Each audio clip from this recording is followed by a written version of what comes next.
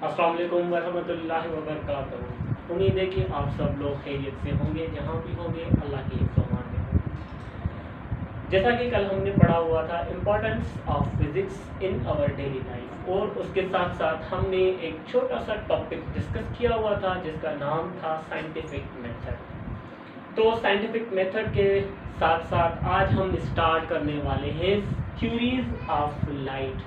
जी हाँ, बिल्कुल, हम रोशनी के बारे में आज हम पढ़ेंगे कि रोशनी कैसे और किन किन साइंटिस्ट ने अपने एक्सपेरिमेंट्स दिए हुए हैं। तो सबसे पहले हम बात करते हैं थ्योरीज ऑफ लाइट में सर आइजैक न्यूटन के बारे में। सर आइजैक न्यूटन ने हमें ये बोला हुआ था कि जो रोशनी है उसने एक्सपेरिमेंट्स नहीं किया, बल्कि बस ऐसे ही उसने अपनी हाइपोथेसिस प्रूफ कर दी। हाइपोथेसिस के मुताबिक उसने बोला हुआ था कि जो रोशनी है, सन रेडिएशन से, जो सनलाइट है, वो हमारी ज़मीन पे आते हैं तमाम हाई स्पीड से। वो एक तो उसने ये बोला कि जो रोशनी है वो स्मॉल पार्टिकल्स की बनी हुई है जो वेरी हाई वेलोसिटी से मूव होकर ज़मीन पे आकर पहुंचती है। तो सर आइजैक न्यूटन ने अपनी थ्योरी को नाम दिया था कार्पस्क्यूलर थ्योरी ऑफ लाइट। तो मैं इसकी छोटी सी डेफिनेशन लिख लेता हूँ थ्योरीज ऑफ लाइट। हम लिखते हैं इन 1686 87 the well known scientist and the father of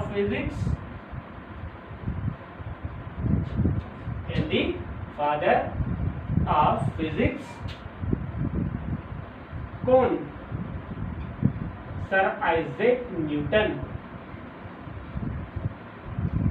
sir Isaac Newton made a hypothesis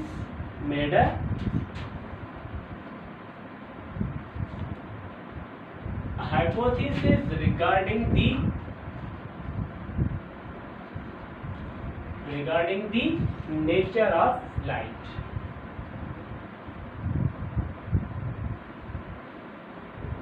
जी हाँ, सवाल यही पैदा होता है कि हाँ, आइजैक न्यूटन को फादर भी कहा जाता है। जी हाँ, एंशिएंट पीरियड में जो फादर ऑफ फिजिक्स था वो था आइजैक न्यूटन, और मॉडर्न में इस वक्त जो फादर ऑफ फिजिक्स है वो है अल्बर्ट आइंस्टाइन। तो आइजैक न्यूटन ने एक हाइपोथेसिस की हुई थी। किसके बारे में हाइपोथेसिस दी हुई है? उन्होंने रोशनी के बारे में, regarding the nature of light के बारे में उसने बोला। तो आइजैक न्यूटन ने जो अपनी थ्योरी प्रपोज करवाई, उस थ्योरी का नाम था कार्पस्क्यूलर थ्योरी ऑफ लाइट। तो इसकी सबसे पहली जो थ्योरी है वो है कार्पस्क्यूलर थ्योरी ऑफ लाइट। जी हाँ, कार्पस्क्यूलर थ्योरी ऑफ लाइट। एक्चुअली कार्पस्क्यूलर का मतलब क्या होता है? कार्पस्क्यूलर, कहीं कहीं आप बुक्स में कार्पस्किल भी पढ़ते हैं, कोई मसला नहीं है। कार्पस्किल या कार्पस्क्यूलर दोनों का मतलब एक ही होता है। कार्पस्क्यूलर का मतलब होता है स्मॉल पार्टिकल्स। जी हाँ, बिल्कुल छोटे से जर्रे। रोशनी जो भी है वो बिल्कुल छोटे से जर्रों की बनी हुई है, और उनकी जो वेलोसिटी है इंतहाई तेज वेलोसिटी है। ऐसी कोई भी चीज हमारी यूनिवर्स में मौजूद नहीं है जो स्पीड ऑफ लाइट से ज्यादा चल सके। यह सिर्फ रोशनी ही है जो हाई वेलोसिटी से मूव करती है। तो इसके सबसे पहले जो ये हाइपोथेसिस की हुई थी वो की थी सर आइजैक न्यूटन ने। कब की हुई थी? 1686-87 में की हुई थी। तकरीबन आज से 450 साल पहले की बात है। जी हाँ, आज से 450 पहले रोशनी के बारे में उन्होंने बोला। क्या बोला हुआ था? Sir Isaac Newton made a hypothesis regard the nature of light. He said, क्या बोला? He said light is made of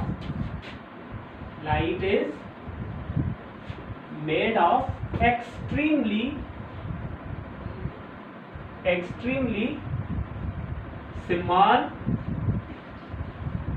particles जी हाँ, उन्होंने बोला हुआ था कि जो रोशनी है वो एक्सट्रीमली स्मॉल पार्टिकल्स की बनी हुई है, that can be moved with very high velocity. अब रोशनी की वेलोसिटी कितनी है? 3 × 10⁸ मीटर्स पर सेकंड। मतलब एक सेकंड में जो रोशनी है वो 300 मिलियन मीटर्स मुफासला तय करती है। 300 मिलियन मुफासला कोई आम सा डिस्टेंस नहीं है बेटा, ये इंतहाई लार्ज डिस्टेंस है। एक सेकंड में मैं पेन को फेंकूंगा, ये एक सेकंड में 1 या 2 या 3 से 4 मीटर ही मुफासला पॉसिबली तय कर सकेगी, मगर रोशनी कितना कर रही है? 300 मिलियन मीटर पर सेकंड डिस्टेंस ट्रेवल करती है। कितने टाइम में? सिर्फ 1 सेकंड में। तो कॉर्पस्कुलर थ्योरी, आइजैक न्यूटन ने ये जो बात बोली थी वो बिल्कुल क्लियर बोली हुई थी, बिल्कुल ठीक बोली हुई थी। मगर इसकी थ्योरी के मुतालिक आइजैक न्यूटन ने बोला light travels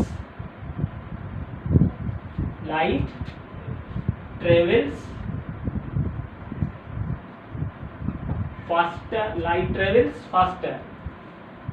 light travels faster in denser medium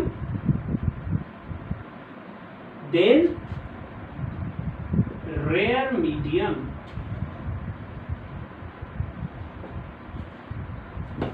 corpuscular theory किसके बारे में बोल रही है? आइजैक न्यूटन ने बोला जो सूरज की किरणें हैं वो डेंसर मीडियम में, डेंसर मीडियम का मतलब वाटर, हम डेंसर को वाटर भी ले लेते हैं और मिरर ले लेते हैं, कोई भी शीशा ले लें। आइजैक न्यूटन ने बोला जब सूरज की किरणें हवा से, रेयर लिखा हुआ है ना यहाँ पे, रेयर का मतलब होता है एयर, मतलब रेयर में जो मॉलिक्यूल्स होते हैं वो एक दूसरे से बिल्कुल दूर जाके खड़े हुए होते हैं, और डेंसर का मतलब होता है जिसमें मॉलिक्यूल्स एक दूसरे के बिल्कुल क्लोजली पैक्ड हो। सही है? तो आइजैक न्यूटन ने क्या बोला, जो सूरज की रोशनी है वो जब एयर से डेंसर में दाखिल होती है उसकी वेलोसिटी बढ़ जाती है। उस वक्त के बंदों ने, जितने भी फिलोसोफर्स थे या फिलोसोफर्स के साथ साथ जितने भी उस वक्त दौर के जो बंदे थे, तो उन्होंने इस बात को मान लिया था। क्यों माना हुआ था? बोला कि भाई फादर ऑफ फिजिक्स है, अब ये कभी झूठ तो नहीं बोल सकता। सही है ना? अगर हमें भी कोई ऐसी वैसी बात कह भी देता है ना तो हम भी यकीन कर लेते हैं। से सपोज अगर कोई बंदा कहे ना कि हमारे शहर में, हमारी अपने सिटी में एक ऐसा बुजुर्ग बंदा आया हुआ है जो दीवार पे बैठ के बोल रहा है चलो, तो दीवार चलने लगती है, तो हम भी उस पर यकीन कर लेंगे, मगर गलत है। हम फिजिक्स वाले जो हैं या साइंस वाले जो है ना, इन बातों पे यकीन कम से कम रखते हैं। क्यों कम रखते हैं? क्योंकि वो जब तक हमारे सामने कोई एक्सपेरिमेंटल प्रूफ ना देगा तब तक हम तो यकीन नहीं करेंगे। ये हमारा मानना होता है, हम तो यकीन कभी नहीं करेंगे। अब ये आप पे डिपेंड करता है, कर ले आप। सही है ना? उस बुजुर्ग के पीछे भागेंगे, बड़ा वली आ गया है, ये आ गया है, वो आ गया, ये आप पे डिपेंड करता है। मगर हम साइंस वाले इन चीजों को पहले से ही नेग्लेक्ट कर लेते हैं क्योंकि ये बिल्कुल है ही झूठ। तब उस वक्त के लोगों ने आइजैक न्यूटन को बोला हुआ था कि आइजैक न्यूटन ने जो थ्योरी प्रपोज करी है वो बिल्कुल ऑथेंटिक है, वो बिल्कुल करेक्ट है, मगर नहीं, ये बात तो बिल्कुल गलत थी। उसका क्या मतलब था? उसने बोला जब सूरज की रोशनी हवा से पानी में दाखिल होती है तो उसकी वेलोसिटी क्या होती है? बढ़ जाती है, इंक्रीज हो जाती है। और कॉर्पस्कुलर थ्योरी ने reflection of light, refraction of light और शेडो को भी प्रूव किया हुआ था। रिफ्लेक्शन मतलब रोशनी किसी चीज से लगकर वापस क्या आती है? लौट आती है। जैसे कि मैं कह दूं, फर्ज कर लें कि यह कोई हमने एक लाइट सोर्स ले लिया, से suppose this is the light source. कोई भी कैंडल ले लें या टॉर्च लाइट ले लें और सामने इसके आप रख लेते हैं कोई भी मिरर, ये आपका है mirror, clear? This is mirror. अब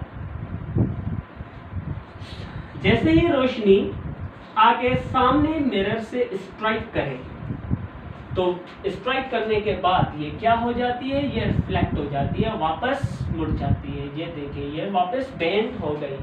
तो इस फेनोमेना को हम क्या कहते हैं, रिफ्लेक्शन ऑफ लाइट कहते हैं, रिफ्लेक्शन ऑफ लाइट। तो आइजैक न्यूटन ने रिफ्लेक्शन ऑफ लाइट को प्रूव किया, रिफ्रैक्शन ऑफ लाइट को प्रूव किया और उसके साथ साथ शेडोज को भी प्रूव किया कि जैसे हमारा, मैं खड़ा हुआ हूँ सामने, मेरा शेडो बन रहा है। तो ये आइजैक न्यूटन ने बोला हुआ था, क्लियर।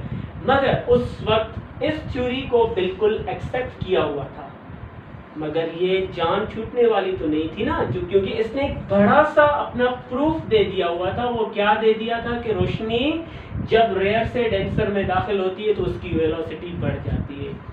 नहीं बेटा जी, गलत। तो इसकी थ्योरी को गलत करने के लिए एक दूसरा साइंटिस्ट आया हुआ था जिसका नाम था क्रिश्चियन हाइजन। 1876 में क्रिश्चियन हाइजन ने एक और थ्योरी प्रपोज कराई जिसका नाम था वेव थ्योरी ऑफ लाइट। तो देखिए इसने क्या बोला था कि he said light is made of extremely small particles। मतलब कहने का ये हुआ, आइजैक न्यूटन ये कह रहा था कि जो रोशनी है वो पार्टिकल्स की सूरत में आती है, सीधी तरह से। ये देखिए बिल्कुल सीधी तरह से आ रही है, ठीक है ना। तो ये किसी भी कोई भी आर्टिफिशियल हमने सोर्स ले लिया, ये तो क्या है, ये तो आर्टिफिशियल सोर्स है ना। आर्टिफिशियल सोर्स से रोशनी कैसे आती है, बिल्कुल स्ट्रेट लाइंस में आती है और स्ट्रेट लाइंस में लग के स्ट्रेटली वापस हो जाती है। ये किसका मानना था, ये आइजैक न्यूटन का मानना था। मगर वेव थ्योरी ऑफ लाइट जब प्रपोज हुई, दूसरी थ्योरी कौन सी प्रपोज हुई है, जिसका नाम था wave theory of light, wave theory of light. तो वेव थ्योरी ऑफ लाइट किसने प्रपोज कराई थी, वो कराई थी क्रिश्चियन हाइजन ने। और क्रिश्चियन हाइजन को फादर ऑफ वेव थ्योरी भी कहा जाता है। ये कब प्रपोज हुई, ये हुई 1876 में, क्लियर। 1876 में क्रिश्चियन हाइजन ने अपनी थ्योरी प्रपोज कराई, उसका नाम था wave theory of light. According to this theory light travels in the form of waves. Wave जैसे बनती है, लहरें जिसको हम कहते हैं लहरें। तो आइजैक न्यूटन ने बोला जो रोशनी है वो पार्टिकल्स की सूरत में आती है, और क्रिश्चियन हाइजन ने क्या बोला, जो रोशनी है वो वेव्स की सूरत में आती है, ऐसे करके बिल्कुल वेव्स की तरह। जबकि क्रिश्चियन हाइजन ने एक्सपेरिमेंटली प्रूफ दिया हुआ था, और अल्बर्ट आइंस्टाइन को भी आइजैक न्यूटन को भी देखा जाए, आइजैक न्यूटन ने एक और एक्सपेरिमेंट किया हुआ था जो आप नेक्स्ट क्लासेस में या फर्स्ट ईयर के 8th चैप्टर में आप डिस्कस करते हैं, न्यूटन्स रिंग के हवाले से। न्यूटन ने जब एक्सपेरिमेंट किया उसने ऑब्जर्व किया हुआ था जो वहां पे लकीरें बन रही हैं वो वेव्स की सूरत में बन रही थी। अल्बर्ट आइंस्टाइन, बार बार मुझे अल्बर्ट आइंस्टाइन याद आ रहा है, आइजैक न्यूटन ने देखा, देखने के बाद भी उसने इस बात को इत्मीनान करना नहीं समझा। वो देख भी रहा था कि वेव्स बन रही हैं, मगर वो फिर भी कह रहा था कि नहीं, ये वेव्स नहीं है, ये बिल्कुल पार्टिकल्स की सूरत में है। जबकि कॉर्पस्कुलर थ्योरी ऑफ लाइट में क्रिश्चियन हाइजन ने प्रैक्टिकली प्रूफ किया हुआ था कि जो रोशनी आती है वो इन द फॉर्म ऑफ वेव्स आती है। और क्रिश्चियन हाइजन ने यह बोला हुआ था light travels slower and denser medium than rarer medium. उसने क्या बोला, जब रोशनी हवा से पानी में दाखिल होती है तो वेलोसिटी बढ़ जाने से ज्यादा क्या हो जाती है, कम हो जाती है। बिल्कुल ये तो हम भी मानेंगे, क्योंकि जब हम खुद ही एक तालाब में या कोई भी हम ले लें, कोई भी ब्रिज वगैरह ले लें, जब उस छलांग लगाते हैं, जंप लगाते हैं, तो पहले हम हाई वेलोसिटी से नीचे जाते हैं, ठीक है ना। अब जैसे हम पानी से हम स्ट्राइक करते हैं, हम जैसे नीचे जाते हैं तो वाटर से कौन सी फोर्स हमें रेजिस्ट करती है वो मैंने बताया हुआ था। कौन सी फोर्स थी, अब थ्रस्ट और रिएक्शनल फोर्स थी। हमारा वेट ऑफ बॉडी क्या चाहता था, हम नीचे चले जाएं, मगर अब थ्रस्ट फोर्स हमें कहाँ ले जाती थी, ऊपर ले जाती थी। तो जैसे ही हम नीचे चाहते हैं जाना और अपथ्रस्ट फोर्स हमें ऊपर खींचती है, तो मॉलिक्यूल्स जो है वाटर के वो हमारी वेलोसिटी को डिक्रीज कर देते हैं। वैसे ही लाइट भी ऐसे ही है, जब ये पानी में दाखिल हो जाती है तो वेलोसिटी बढ़ नहीं जाती, क्या हो जाती है वहां पे कम हो जाती है। ठीक है, तो आइजैक न्यूटन ने रिफ्रैक्शन को डिफाइन किया हुआ था, मगर इसने कुछ फेनोमेनास को डिफाइन नहीं किया हुआ था। वो कौन से फेनोमेनास थे? Interference of light, diffraction of light, polarisation of light. Wave theory of light ने किस किस चीजों को प्रूव किया? इंटरफेरेंस को, interference of light, polarisation of light और डायफ्रैक्शन ऑफ लाइट को प्रूव किया हुआ था। इंटरफेरेंस, पोलराइजेशन, डायफ्रैक्शन को वेव थ्योरी ने प्रूव किया, मगर कॉर्पस्कुलर थ्योरी ने इन चीजों को प्रूव नहीं किया हुआ था। अगर ये अपनी बात गलत ना करता और इन चीजों को भी प्रूव कर ही देता तो इसकी थ्योरी कभी भी रिजेक्ट ना होती। मगर वेव थ्योरी किसने प्रपोज की? क्रिस्टियन हाइजन ने। क्रिस्टियन हाइजन आपके जो टेक्स्ट बुक में नाम आता है वो आता है फोकाल्ट का। फोकाल्ट क्रिस्टियन हाइजन का स्टूडेंट था। तो स्टूडेंट ने अपने टीचर को चेक करना चाहा कि ये बंदा ठीक है या हमारा जो टीचर है वो ठीक है। तो उन्होंने जैसे ही अपने टीचर को एग्जामाइन किया तो उन्होंने देखा क्रिस्टियन हाइजन की थ्योरी जो है ना वो इससे बिल्कुल बढ़िया है, बिल्कुल ज्यादा है। क्यों? क्योंकि उन्होंने प्रूफ बिल्कुल ऑथेंटिक दिए होते। जो ये प्रूफ नहीं कर सका वो wave theory of light prove करेगी। किस किस चीज़ों को वेव थ्योरी ऑफ लाइट ने ये कहा कि जो रोशनी है वो वेव्स की सूरत में आती है, number first point. Second, Christian Huygens ने ये बोला हुआ था light travels slower in denser medium than rarer medium. इस चीज को भी उन्होंने प्रूव किया। और number third one, interference, polarisation और डायफ्रैक्शन को भी वेव थ्योरी ऑफ लाइट ने प्रूव किया हुआ था। इसलिए wave theory of light was accepted and corpuscular theory of light was discarded. इसलिए इसको गलत किया गया था और इसको एक्सेप्ट किया हुआ था। रुके अभी बाकी है। ठीक है, तो उसके बाद थर्ड वन थ्योरी आती है। हाँ बिल्कुल, सोच रहे होंगे ना कितनी थ्योरीज आई हैं, कौन कौन से थ्योरी में दे गए हैं। बहुत सारे साइंटिस्ट आए हुए हैं जिन्होंने अपनी अपनी थ्योरी प्रपोज की है। उसके बाद थर्ड थ्योरी आती है जिसका नाम है quantum theory of light. Quantum theory of light.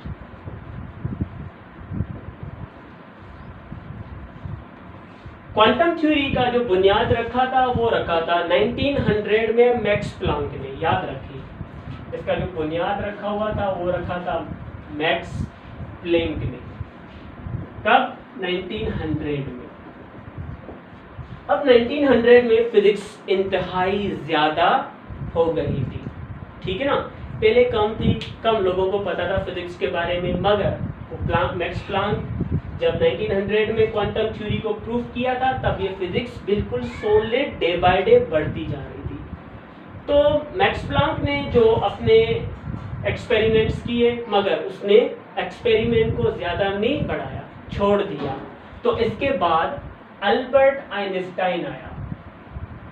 Albert Einstein, the most genius person. हम तो उसे जीनियस पर्सन ही कहते हैं क्योंकि इसने E = mc² फार्मूला भी दिया हुआ है। अल्बर्ट आइंस्टाइन कब? 1905 AD में क्वांटम थ्योरी ऑफ लाइट को इसने फर्दर डेवलप किया। अकॉर्डिंग टू दिस थ्योरी, इसके मुताबिक light travels, sometimes behaves like a particle and it sometimes behave like a wave. Quantum theory ने मतलब अल्बर्ट आइंस्टाइन ने दोनों को ठीक कहा। बोला कि आइजैक न्यूटन भी अपनी जगह पे ठीक है और क्रिस्टियन हाइजन भी अपनी जगह पे ठीक है, क्योंकि रोशनी को ड्यूअल नेचर भी कहा जाता है। और रोशनी को ड्यूअल नेचर क्यों कहा जाता है? वो इसलिए क्योंकि light sometimes behave like a wave and sometimes it behave like a particle. जब सूरज उभरता है, उभरने के बाद जो सूरज की रोशनी है वो कभी पार्टिकल की सूरत में यहाँ पे आती है, वो समटाइम्स बिहेव करती है like a wave. So it has dual nature of light. Quantum से लिया गया है, क्वांटा से लिया गया है, और इसको हम कभी कभी फोटॉन्स भी कहते हैं, ठीक है ना, फोटॉन्स भी कहते हैं, याद रखें। पहले था क्वांटा से क्वांटम बन गया, क्वांटम से फोटॉन्स बन गया। Photons these are chargeless and massless particles, याद रखें, photons are chargeless and massless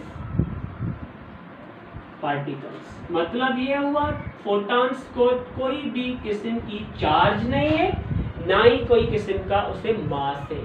ये जो सूरज की रोशनी हमारी जमीन पे आकर पहुंचती है, तो ये जो सूरज की किरणें हैं वो चार्जलेस भी हैं और चार्जलेस के साथ साथ मासलेस भी हैं। उनमें कोई किसी किस्म की कोई चार्ज नहीं है।